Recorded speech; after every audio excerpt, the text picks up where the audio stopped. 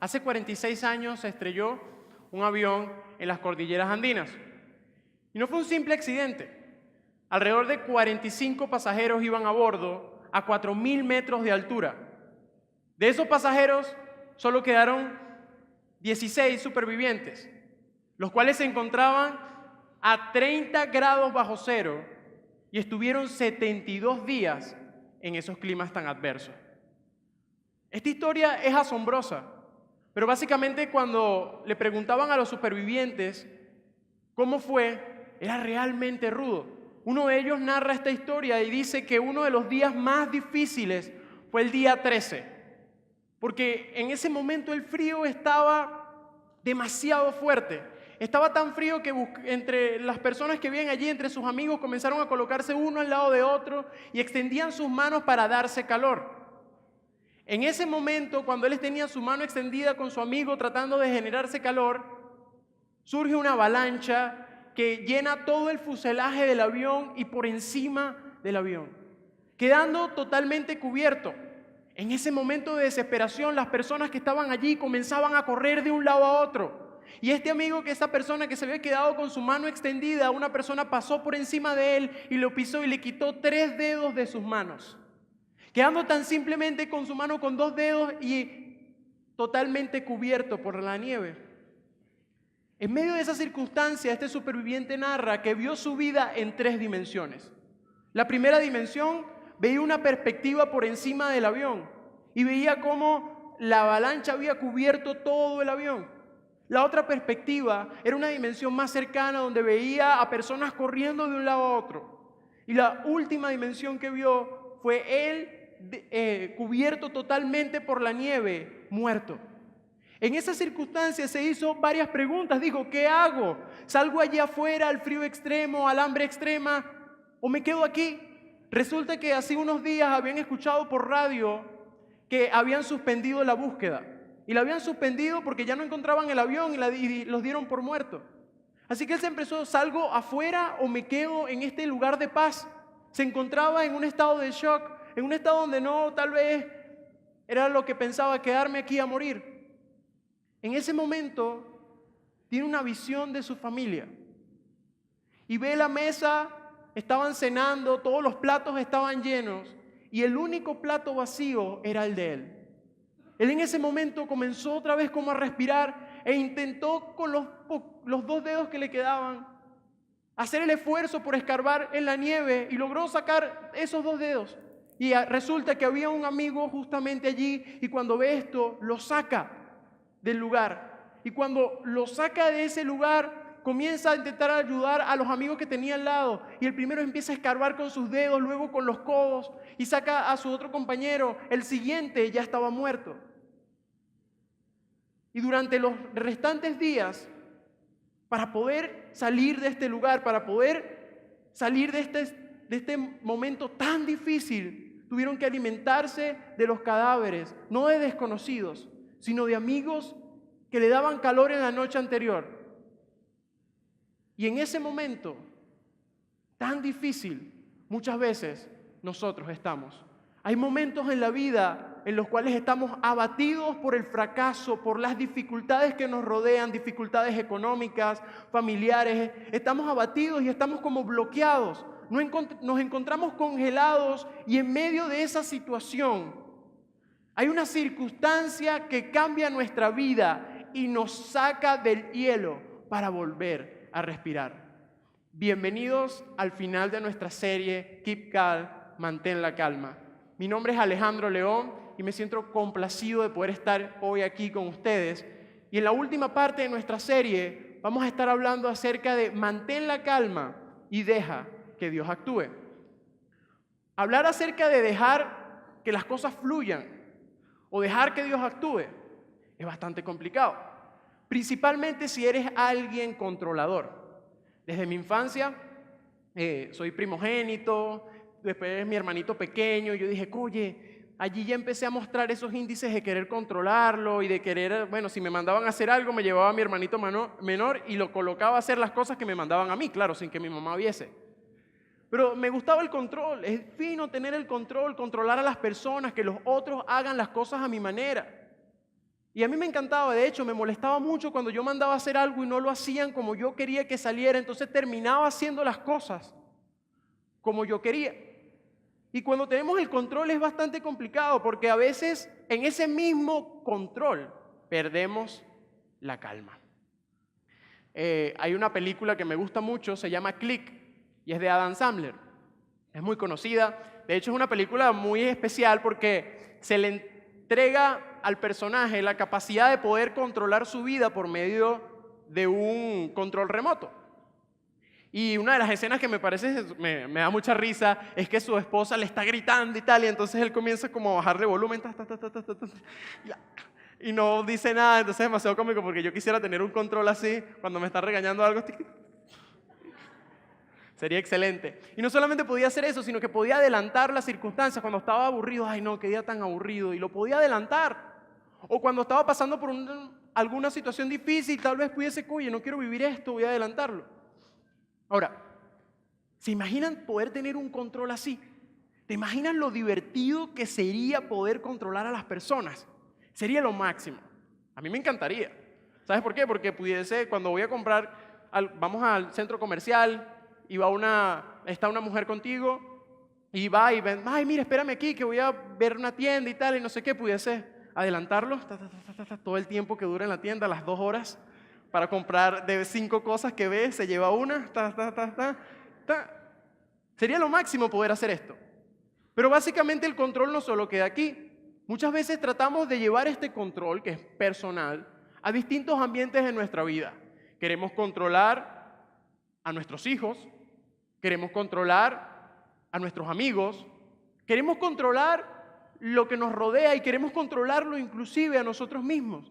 Y en conclusión, no podemos ocupar el lugar de Dios en otras personas, no podemos controlar lo que no hemos llamado a controlar, lo que no somos llamados a controlar. Muchas veces hay padres que tratan de decir, no, es que él tiene que hacer esto como yo lo hacía, él tiene que estudiar esto, no, su futuro está seguro en mis manos, él no puede hacer otra cosa. Y hay que tener cuidado porque muchas veces, queriendo tener el control sobre otras personas, tendemos a vivir los sufrimientos que están aconteciendo a ellos. Y cuando tratamos de controlar, muchas veces el control no solo se queda en nosotros mismos, sino que ese control que podemos aplicar a otros pasa que existen familias donde tienen un hijo que es rebelde, un hijo que va a su casa y lo que hace es robarse las cosas para gastarlos en vicios y tú ves que las mamás dicen, no, pero es que no lo puedo botar de la casa porque él es un niño bueno, él no hace nada, es que yo tengo que hacer algo, yo soy su madre. Y tratamos de que nosotros somos el control del Salvador y vamos a tratar de configurarlo para que sea como yo quiero.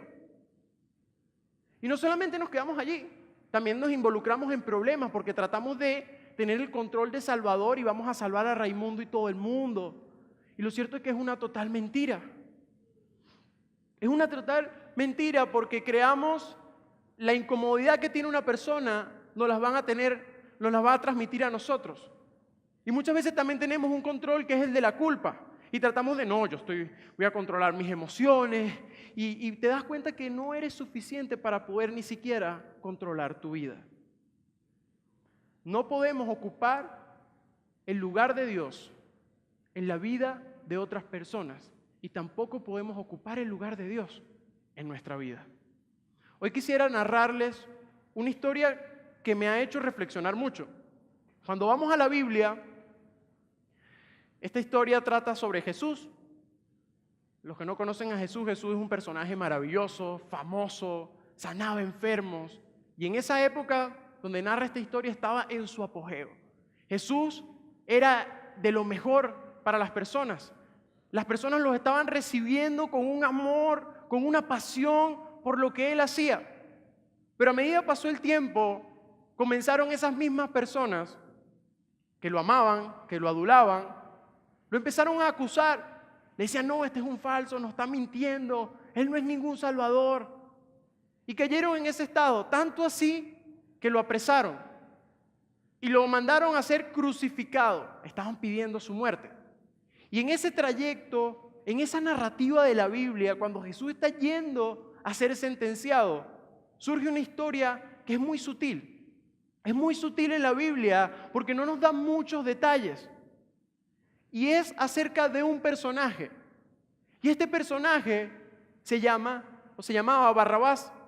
Y Barrabás, lo único que nos dice la Biblia era que era un asesino, un rebelde, una persona que se había levantado en contra del Imperio Romano y que había generado una rebelión en contra del imperio, y la gente en cierto sentido lo quería apoyar, pero era un asesino, una persona mala. ¿Por qué un personaje como este es mencionado en esta historia? ¿Por qué un personaje que no tiene nada que aportar es mencionado en esta historia? A veces realmente no estoy seguro de por qué lo mencionan. Es como que él debería no estar allí. Esto es sobre Jesús yendo a ser sentenciado hacia la cruz. No tiene por qué ser este personaje algo tan relevante. Así que en la historia también aparece una persona que tenía el poder de enjuiciar, de decidir entre la vida de las personas. Y en ese momento estaban viviendo una festividad donde ellos tenían la tradición de liberar a una persona que estaba presa, a un criminal en este caso. Y él tenía la potestad de decidir entre dos vidas. Así que en Mateo 27:17, entonces cuando el pueblo estaba reunido, Pilato les preguntó: ¿a quién quiere que libere? ¿A Barrabás o a Jesús, al que llaman el Mesías? Vamos a introducirnos más en la historia y vamos a imaginarnos que estamos en un juicio y somos nosotros los jueces. Tenemos el control. Se nos ha otorgado el control de decidir cuál de estos dos merece la vida: Jesús o Barrabás. ¿A quién quieren? Esta escena es ciertamente perturbadora, porque ¿cómo van a comparar a un verdadero prisionero, a un asesino, a una persona que lo que había hecho era puras cosas que generaban confrontación, daño, un hombre que merece la muerte, era un rebelde llevado por el mal, el cual dirige una rebelión, es un asesino de personas, es un hombre malo, es una persona que no merece estar allí, que merece que sea crucificado y apresado, es un ladrón? Jesús, en cambio, es el Mesías. ¿Qué ha hecho él más que sanar, restaurar, dio vista a los ciegos, audición a los sordos, sanó al cojo y al leproso? ¿Qué es lo que ha hecho Jesús? Yo les quiero preguntar a ustedes, ¿a quién elegirían? ¿A quién elegiríamos? En ese preciso momento, la gente comienza a gritar: entréguennos a Barrabás, liberen a Barrabás. Me imagino a los soldados yendo a donde estaba Barrabás, con una llave, abren los candados, le quitan los grilletes, las cadenas, y me imagino a Barrabás feliz, porque no pensaba en ese momento que iba a ser libre. Y de paso, en ese contexto, la gente lo empezaba a adular porque decían: oye, sí, esta persona es la que puede solucionarnos los problemas. Así que me imagino a Barrabás diciendo: gracias, amigos, me liberaron. Y en ese estado yo no conozco o no concibo una razón para hacer esto. Y cuando sale Barrabás de estas cadenas, no menciona la Biblia que él agradeció, que le quitaron la cadena. Más bien dijo: bueno, tal vez no conocía a Jesús, pero toda la gente me ama a mí porque me está liberando. Así que lo cierto es que a pesar de que Barrabás no sabía quién era Jesús, estoy seguro que Jesús sí sabía quién era Barrabás. Pero en Barrabás no hubo ningún gesto de agradecimiento. No dijo nada parecido a: te debo todo ahora por dejarme en libertad. No podemos ver nada de esto en Barrabás. Y Dios sabía esto. Jesús se quedó parado allí y guardó silencio. Para nosotros, guardar silencio en una situación es difícil porque queremos controlarlo todo. Por eso vemos cómo cristianos se les olvida que se trata de una relación y se visten de religión para juzgar a otros. O vemos a otras personas queriendo controlar la vida de todo el mundo, queremos controlar el futuro de nuestros hijos y de los que nos rodean. Y tratamos de ser Dios. Pero en ese momento Jesús se quedó callado. Jesús guardó silencio porque Él sabía la voluntad de su Padre. Me imagino a Jesús en ese momento diciendo internamente: está bien, Padre, deja que se lleven a Barrabás. Porque Jesús sabía que el Padre tendría que tratar a Jesús como Barrabás. Así Él podría tratar a Barrabás como Jesús. Tal vez Barrabás pensó que las personas fueron las que lo dejaron libre. En el contexto podemos creer, sí, las personas se equivocaron y lo dejaron libre, pero fue el amor del Padre Celestial. Cuando miro esta historia, me doy cuenta de quién realmente es Barrabás. Cuando observo detalladamente esta historia, me doy cuenta de quién realmente es Barrabás. Barrabás soy yo. Barrabás eres tú. Barrabás somos nosotros. ¿Sabes? Dios amaba tanto a Barrabás que podemos pensar, Dios, pero eso es un hombre malo. Pero Él quiso que fuera así. Él quiso que fuera liberado. Pero Dios no sabe que es un hombre que nunca te agradecerá, que nunca te va a dar gracias por su libertad. Y me imagino a Dios diciendo, no, yo amo a Barrabás. ¿Y por qué lo ama? En Romanos 5:8 dice, aun siendo pecadores, Cristo murió por nosotros. Dios envió a su Hijo por Barrabás, aún sabiendo que se alejaría de Jesús y del regalo de libertad y que nunca regresaría. Parece algo loco, parece algo que está fuera de control. Porque muchas veces hemos estado en esas circunstancias donde donde nosotros hemos recibido algún tipo de bendición de Dios y se nos olvida. Porque cuando estamos recibiendo su provisión en medio de una circunstancia difícil, no agradecemos, sino nos enfocamos en lo que estamos viendo, pero Dios nos está proveyendo aún en medio de esa dificultad. Pero nos encanta tener el control.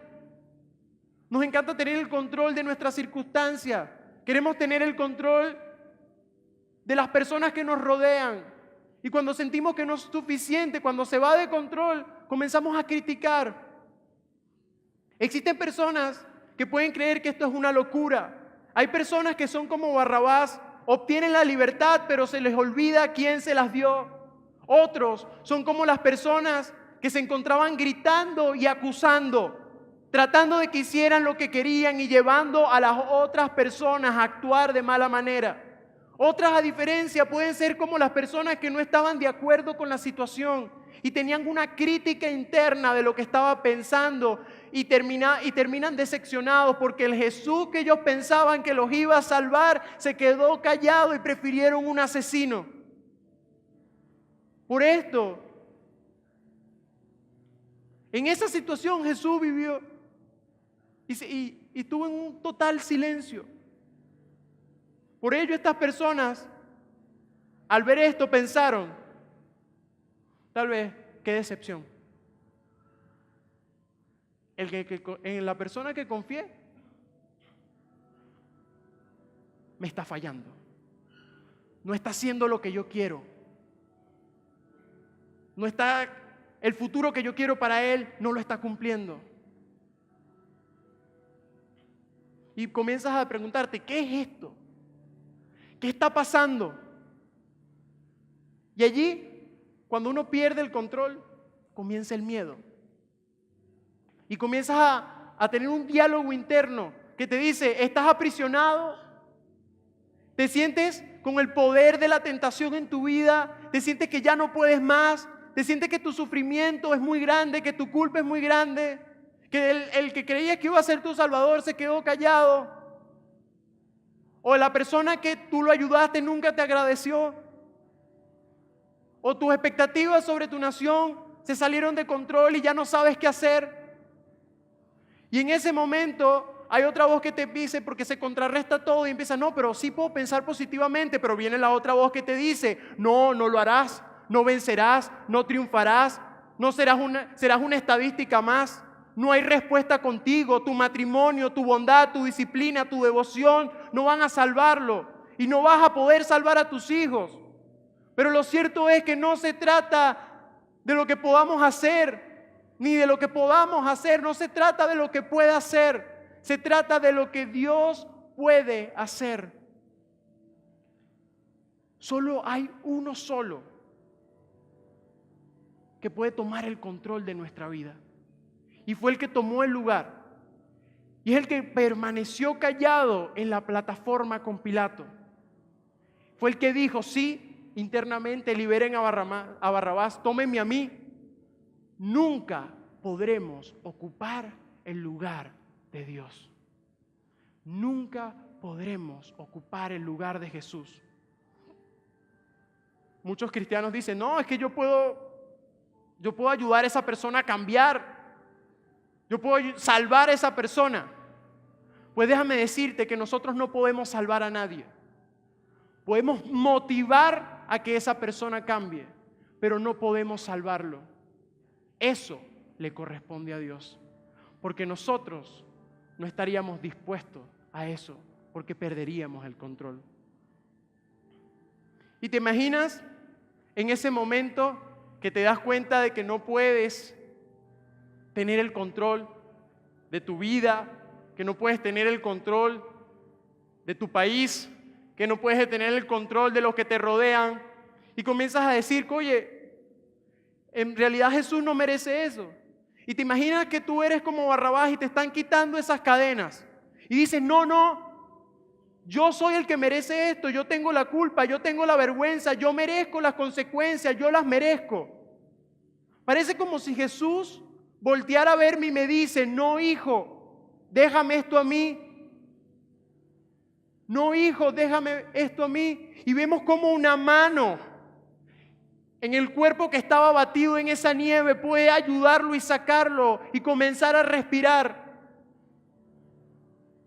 Porque esa transición, esa mano que te salió de ese lugar frío, de ese lugar donde ya no hay más control, donde piensas que simplemente hay que dejar que todo pase porque el control ya no le funcionan las teclas. Es en ese lugar donde Dios extiende su mano y te saca. Y dice, déjame tomar tu pecado, déjame tomar tu dolor. En 1 de Pedro 5:7, así que pongan sus preocupaciones en las manos de Dios, pues Él tiene cuidado de ustedes. Cada persona tiene su propio control. Cada persona tiene su propio control. Y con ese control tratamos de ser como Dios. Tratamos de obligar a las personas a cambiar. Tal vez tu control se encargue de tratar de controlar a otras personas y juegas a ser el Dios de todo el mundo. Tal vez tu control está lleno de culpa y tratas más bien de jugar a ser Dios tratando de huir de las circunstancias y de afrontar los problemas. Tal vez tu control trata de jugar a ser Dios y tratas de callar a todo el mundo con tu rebeldía. Tal vez tu control está configurado con críticas y culpa. Tal vez tu control está lleno de botones para salvar a personas y tratas de jugar a ser un salvador. Hoy quiero motivarlos a que identifiquen su control y podamos entregárselo a Dios. El gran desafío no es tu disciplina, tu devoción, tu enfoque. Tu gran desafío es creer en lo que dice Dios y no simplemente en lo que dicen las personas, porque podría ser que existe un Dios con un amor tan inmenso, tan grande y tan profundo y completo que pueda cambiar toda nuestra circunstancia. Podría existir un Dios tan grande que no valdría la pena tener el control yo, sino entregarle el control a Dios para que nuestra vida pueda valer algo. Pero necesitamos dejar de controlar la vida de otros. Cuando hacemos esto, podemos mantener la calma y dejar que Dios actúe. Dios, te doy gracias por tu amor. Te doy gracias por tu fidelidad. Hoy te pido, Dios, que puedas ayudarnos a dejarte actuar en nuestra vida. Hoy te pido, Dios, que puedas ayudarnos a seguir adelante. Entregamos nuestro control. Ya no quiero controlar más mi vida. Ya no quiero controlar la vida de otros. Porque hay cosas que tú debes de hacer, Dios. Dios, si me encuentro bajo la nieve, si me encuentro en un lugar frío y oscuro y el único control que tengo es de la culpa y el de la decepción, te lo entrego a ti. Y que puedas tú extender tu mano y sacarnos de ese lugar. Dios, te entrego el control de nuestra nación para que tú seas el que dirijas a nuestro país. Ya no me quejaré por las circunstancias. Ya más bien trataré de ver tu provisión en medio de esto, Dios. Hoy quiero mantener la calma y dejar que tú actúes, Dios. En el nombre de Jesús. Amén. Y cuando vemos nuestros pecados y cuando vemos que hemos entregado ese control, nos encontramos en ese lugar, en ese espacio entre el perdón y nuestro pasado. Y comenzamos a aceptarnos y nos damos cuenta que no se trata de lo que podamos hacer, sino de lo que Él puede hacer. Entonces allí mantenemos la calma y dejamos que Él actúe en nuestras vidas, porque Jesús se encamina hacia la cruz que yo merezco y puedo verlo mientras va al lugar donde será azotado, mientras yo estoy de pie como un hombre libre. Y Él me dice: tranquilo, hijo, yo pagaré el precio que tú tenías que pagar, yo pagaré el precio de tu enfermedad, yo pagaré el precio de tu culpa. Yo tengo el control de tus hijos, de tu nación. ¿Qué nos sucede a nosotros al pensar que nos haremos libres por nuestro propio control? Sigue siendo Jesús, siempre será Jesús, nunca dejará de ser el poder de Jesús. Su sangre es suficiente para su salvación, su sangre es suficiente para sustentarme en cualquier prueba, en cualquier tentación. Jesús es suficiente. Muy buenas tardes.